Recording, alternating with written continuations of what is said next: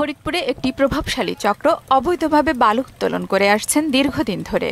বছরের পর বছর অপরিকল্পিতভাবে বালু তোলায় ঝুঁকিতে পড়েছে কয়েকশো মিটার দূরের ফরিদপুরের নদীবন্দর। আর আইজউদ্দিন মাতুব্বরের ডাঙ্গি ও নাজির বিশ্বাসের ডাঙ্গি গ্রামসহ দুই পাড়ের অন্তত ১৫ গ্রামের ফসলি জমি নদীতে বিলীন হয়েছে। নদী ভাঙনে এরই মধ্যে অন্তত ৩টি গ্রাম সম্পূর্ণরূপে বিলীন হয়ে গেছে। আরও অন্তত ১০-১২টি গ্রামের অনেকটাই ভেঙে গেছে।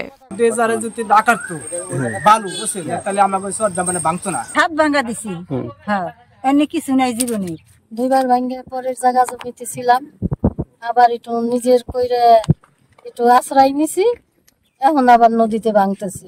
অপরিকল্পিতভাবে বালু তোলার কারণে প্রতি বছরই সহায় সম্পদ হারাচ্ছেন শত শত মানুষ। হাজারো মানুষকে নিঃস্ব হওয়া থেকে রক্ষায় অবিলম্বে বালু তোলা বন্ধের দাবি জানিয়েছেন তারা।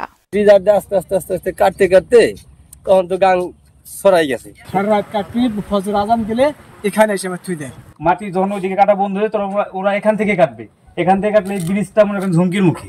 অবৈধভাবে বালু উত্তোলনের ফলে সৃষ্ট নদী ভাঙন রক্ষায় নানা পদক্ষেপের কথা বললেন এই প্রকৌশলী। যেসব জায়গায় নদী ভাঙন সৃষ্টি হয়েছে আমরা স্থানের গুরুত্ব এবং অবকাঠামো বিবেচনা করে আমাদের ঊর্ধ্বতন কর্তৃপক্ষের নির্দেশনা মোতাবেক আমরা তাৎক্ষণিক ব্যবস্থা নিয়ে থাকি।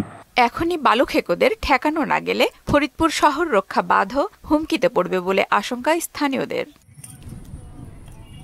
আফরিন পপি, মোহনা সংবাদ।